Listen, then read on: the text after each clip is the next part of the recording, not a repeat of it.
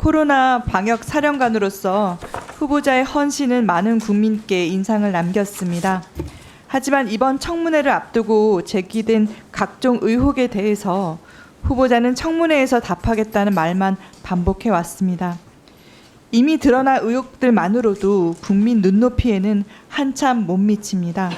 이 자리에서 국민께 사과할 의향 있으십니까? 네, 창해 에탄올 주식은 당시에는 몰랐지만 제가 다른 질문을 해야 돼서 네. 이거 뭐 사과 의향이 있으신지 여쭙습니다. 끝나고 말씀드리겠습니다.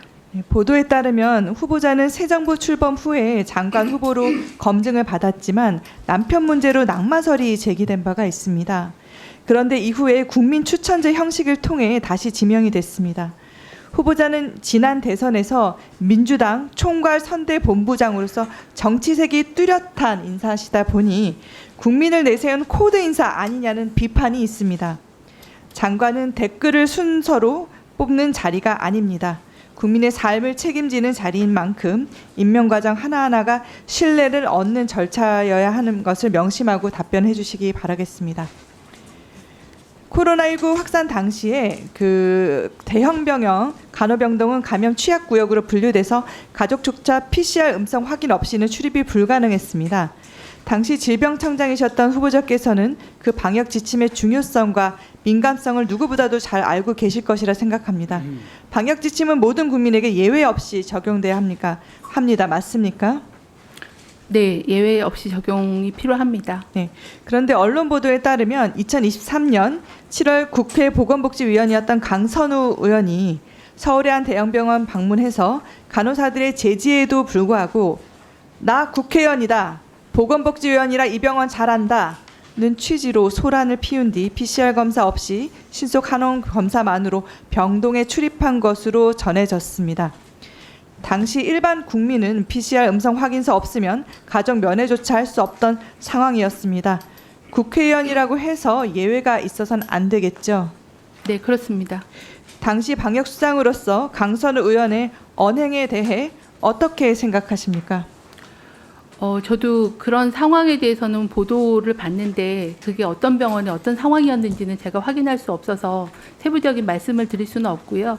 지침을 누구나 지켜야 된다라는 것은 맞는 말씀이라는 말씀드립니다. 그럼 그 언행이 부적절했다고 보시는지요? 언행까지 제가 확인하지 못해서 그거에 대해서는 말씀드리긴 좀 어려울 것 같습니다. 언론 보도 내용을 그대로 읽어드렸습니다. 네. 어떻게 생각하시는지 여쭙습니다. 그 면회 원칙이나 이런 거는 반드시 지켰어야 맞다라고 생각합니다. 네, 그러면 부적절하다고 보셨다면 혹시 유감을 표명할 의향 있으신지요?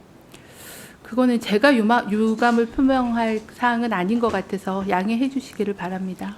네, 그러면 유감 표명은 안 하신 걸로 생각하고 그럼 말씀 그렇게 하셨으니까 다음 질의 이어가도록 하겠습니다. 그 배우자 주식 부분 여쭙겠습니다. 코로나19의 공포가 전국을 뒤덮을 때 국민은 불안에 떨며 약국 앞에 길게 줄을 섰습니다. 그런데 그 줄 뒤에서 누군가는 주가 그래프를 보고 있었다면 국민은 어떻게 받아들이시겠습니까? 당시 후보자께서 매일 브리핑에 나서서 마스크 착용하십시오, 자가진단하십시오, 일상 제한을 호소했습니다. 그런데 같은 시기 후보자의 남편이 방역 관련 기업에 투자를 했다면 국민은 이것을 결코 우연이라고 받아들이지 않습니다. 배신감을 느끼고 분노하고 계십니다. 바이러스 헌터라고 불리던 후보자, 남편은 팬데믹 개미왕이라는 비판에 대해서 어떻게 생각하십니까? 동의하기 어렵습니다. 그러면 특히 국민들께서는 후보자의 남편이 코로나가 창궐했던 시기, 그 시기에도 주식을 사모았던 부분에 대해서 크게 분노하고 계십니다. 남편은 2020년 10월 1000주, 2021년 7월에는 132주, 총 1,436만 5천 원을 매수했습니다. 코로나 델타 변이 바이러스 확산으로 3, 4차 대유행이 정점을 찍은 그 시기입니다. 그래서 후보자가 내부 정보를 활용해 남편의 거래를 도운 것이 아닌지라는 의혹이 제기될 수밖에 없는 시점입니다. 후보자는 코로나 시기에 손소독제 관련주일 줄 몰랐다고 해명을 하셨습니다. 그렇지만 해당 업체는 코로나 테마주로 큰 관심을 받은 회사입니다. 말하자면 보통 사람들은 알고 있었다는 말씀입니다. 그런데 또 하나 주목할 점은 2017년 당시 창해 에탄올은 술 만드는 주정 회사였습니다. 그러다 코로나19 때 소독용 알코올 수요가 급증하면서 손소독제 사업에 진출하게 된 것입니다. 일반 국민들을 보면 술 만드는 회사가 손소독제 회사로 바뀌는 방역 정보를 알기가 정말 어렵습니다.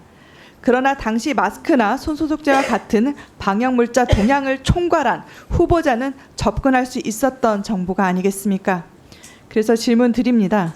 손소독제 관련주인 창해 에탄올 주식이 지금 보유하고 있는 부분, 남편이 지금 이 주식을 보유하고 있는 부분 맞습니까? 네, 현재도 보유하고 있습니다. 네, 그럼 지금이라도 주식을 매도하던지 그게 아니라면 직무 관련성 심사라도 다시 받으셔야 되는 거 아니겠습니까?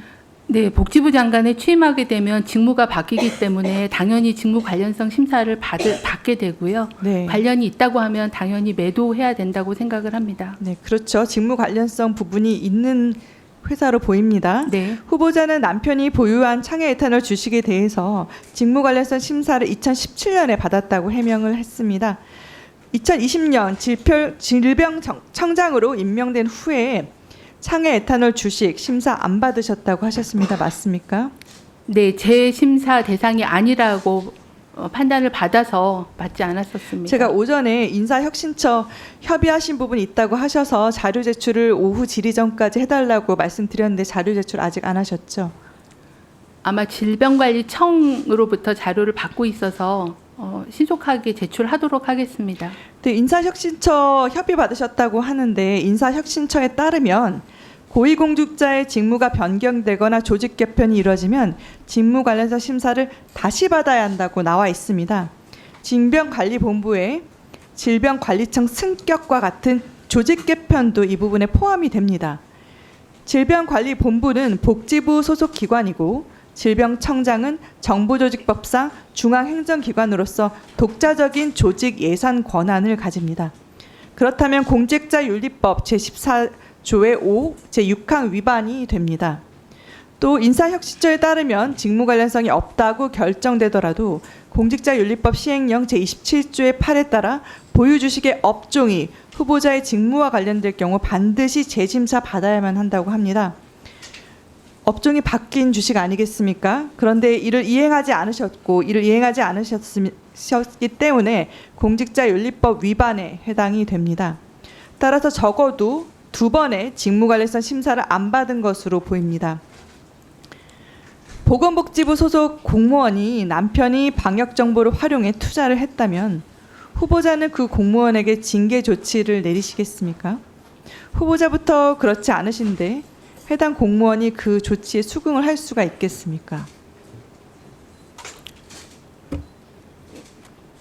질문을 주신 건가요? 네, 제가? 그 부분도 네. 사실 굉장히 우리가 우려하는 부분입니다. 안 받으셨다고 하셨지만 직무 관련성이 있는 것은 모든 국민들이 아실 상황이고 이 관련된 부분에서 인사혁신처의 자료나 이런 법령에 위반이 되는 부분이 있어서 이 부분이 결국은 위반이 된다고 확인이 될 텐데 그렇다면 이런 부분들이 굉장히 문제가 될 수 있는 부분이라서 말씀을 드리는 것이고요.